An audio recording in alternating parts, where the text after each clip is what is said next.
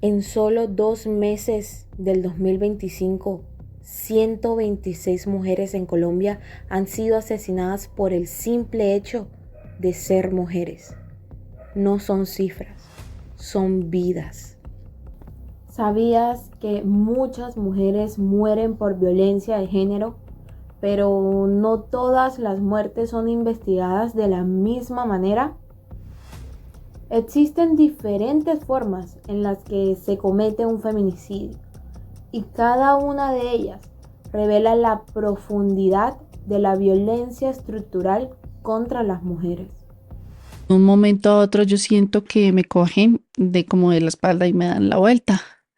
Yo cuando me doy la vuelta suelto el cuchillo y veo a mi expareja. En ese momento, a lo que yo lo volteo a mirar, tiene un revólver en la mano. Yo quedo totalmente en shock y yo le digo, o sea, se me pasaron 4 años de mi vida en un momento y yo decir, amé tanto a esta persona que hoy me está apuntando con un revólver. Lina sobrevivió a un intento de feminicidio íntimo, pero hay muchas formas en las que la violencia machista asesina mujeres. El feminicidio no es un crimen homogéneo, sino que adopta distintas formas según el contexto en el que ocurre. Inicialmente se clasificaba en 3 tipos principales: íntimo, no íntimo y por conexión. Pero la experiencia latinoamericana ha identificado múltiples modalidades, cada una con características específicas. El feminicidio íntimo ocurre cuando el agresor es una persona con la que la víctima tenía o había tenido un vínculo afectivo o sexual. Puede incluir a parejas actuales, exparejas, amantes y hasta amigos rechazados. Un caso representativo es el de Diana Carolina Serna, asesinada en plena vía pública en Cali en diciembre del 2018. Su expareja, Juan Pablo Mosquera, la atacó y la degolló con un machete frente a varios testigos. Este crimen fue motivado por celos y la negativa de Diana a retomar la relación.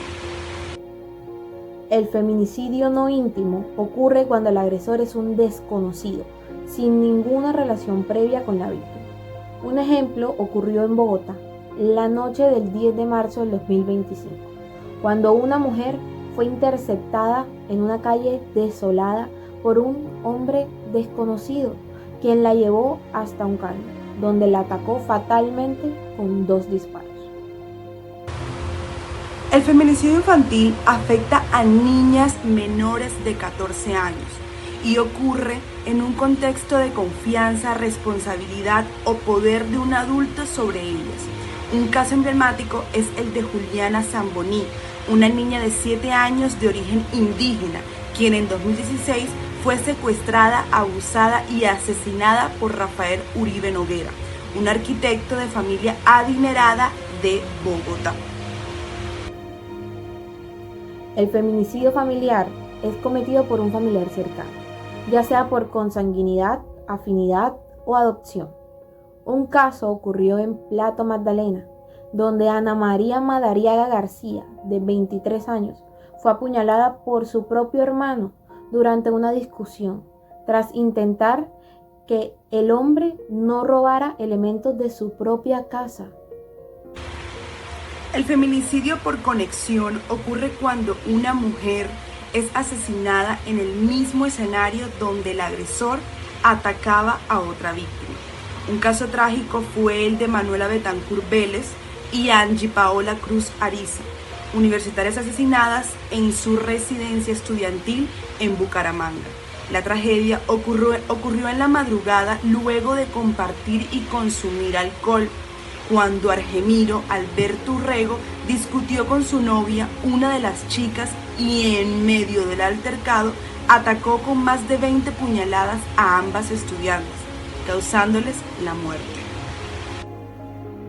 El feminicidio sexual sistémico incluye violencia extrema con secuestro, tortura y agresión sexual antes del asesinato.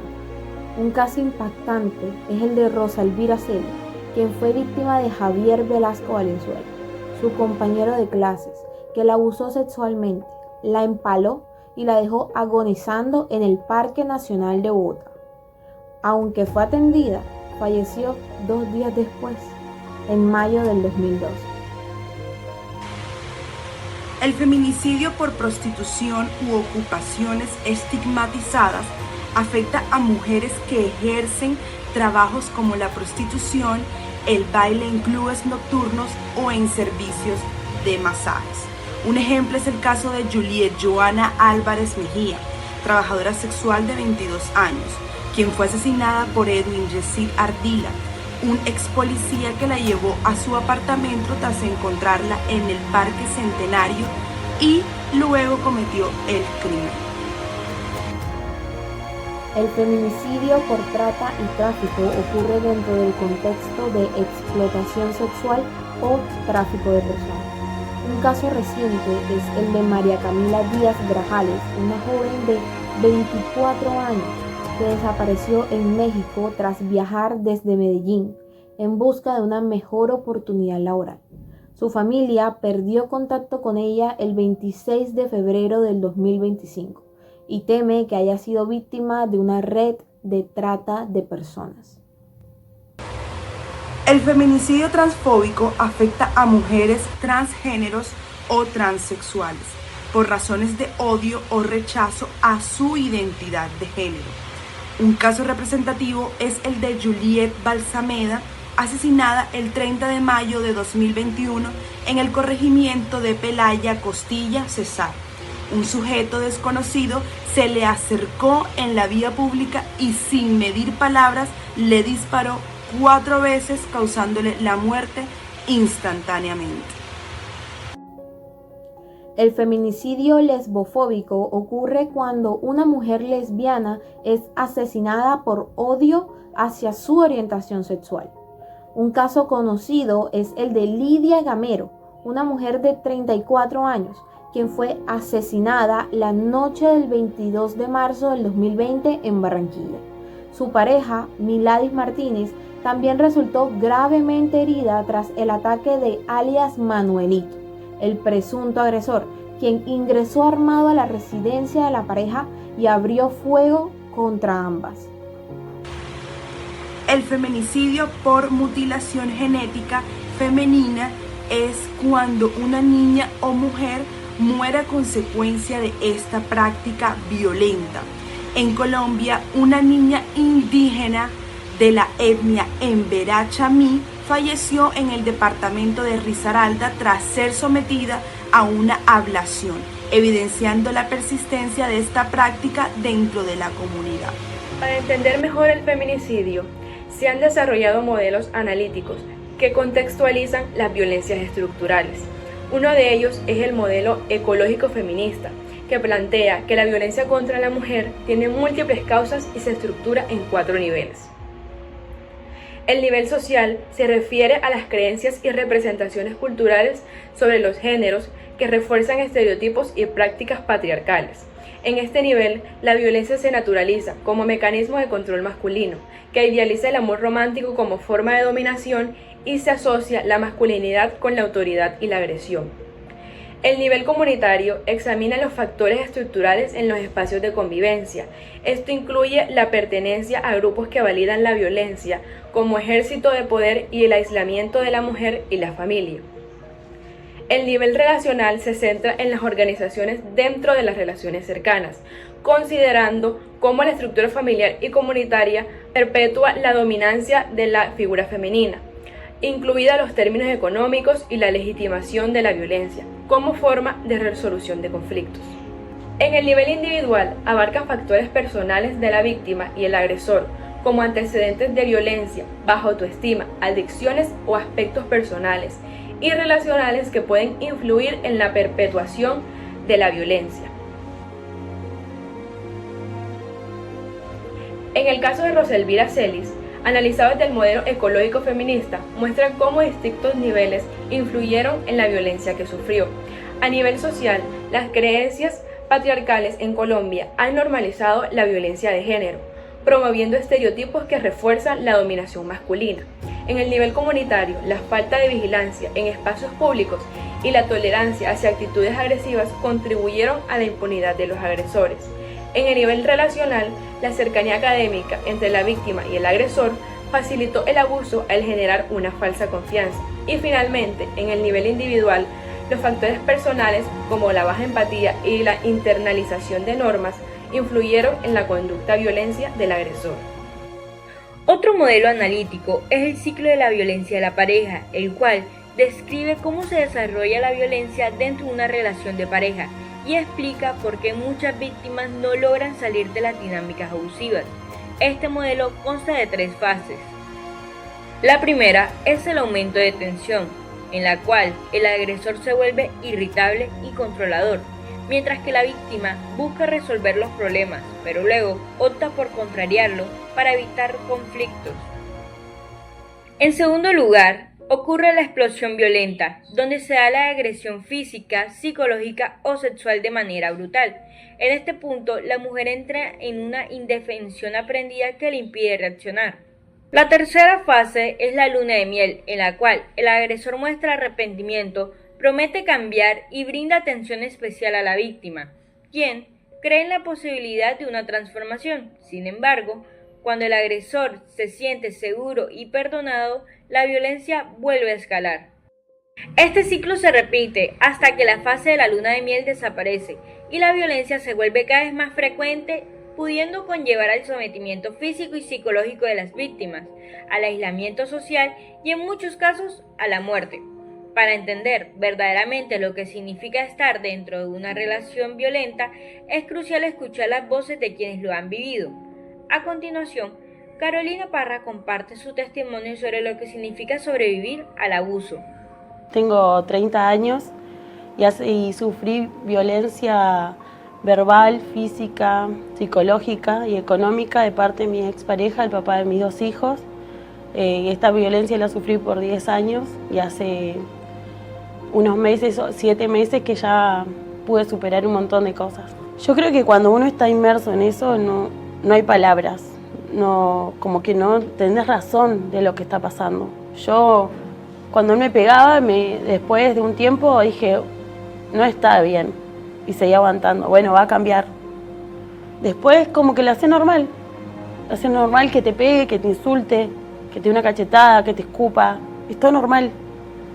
A una chica que esté así como yo lo viví, no sé, creo que la experiencia me dio un montón de cosas, y aparte de mirar a tus hijos, los hijos son de la vida, uno se tiene que mirar uno como mujer y dejar de perder el tiempo, dejar de perder la vida, porque esas personas no cambian nunca. Investigación del feminicidio con perspectiva de género. Los feminicidios no pueden ser investigados como simples homicidios. Comprenderlos requiere una perspectiva de género que permita analizar la violencia sistemática contra las mujeres. Para entender mejor este enfoque, conversamos con Emanuel Castro, psicólogo jurídico colombiano con 12 años de experiencia en el campo. Le damos la bienvenida y le damos muchas gracias por asistir. Gracias a ustedes por la invitación. Me gustaría empezar esta entrevista por el hecho de que muchas veces los feminicidios se investigan como crímenes aislados, pero sabemos que tienen un trasfondo más profundo. ¿Por qué es importante analizar estos casos con perspectiva de género? Este análisis es fundamental porque el feminicidio no es un homicidio común, sino la expresión más extrema de la violencia de género. Analizarlo sin esta perspectiva invisibiliza el patrón sistemático detrás de estos crímenes. No se trata solo de la muerte de una mujer, sino de por qué fue asesinada y qué factores sociales permitieron que esto ocurriera. ¿Cómo contribuye la perspectiva de género a distinguir un feminicidio de un homicidio? Gracias a esta perspectiva hoy se sabe que un homicidio puede ocurrir por diversas razones, robo, conflictos personales, entre otras. En cambio, un feminicidio tiene un móvil específico, el odio o desprecio hacia la mujer por el hecho de serlo.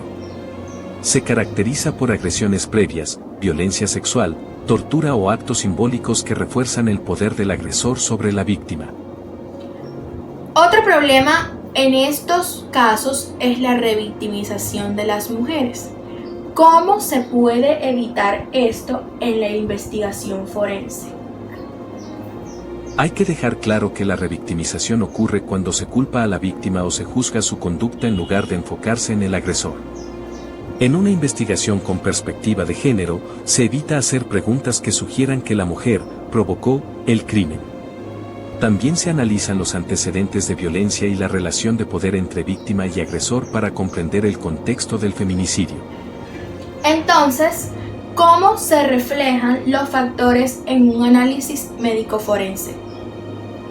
Se reflejan en el hecho de que un análisis forense debe ir más allá de la autopsia. Se examinan lesiones que indiquen tortura, signos de violencia sexual o patrones de ataque específicos contra mujeres.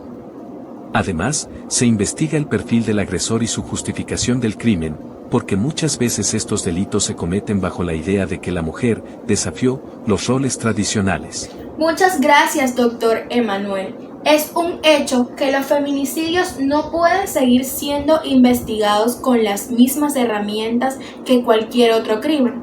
Comprenderlos desde la perspectiva de género nos permite no solo hacer justicia, sino también prevenir otro crimen.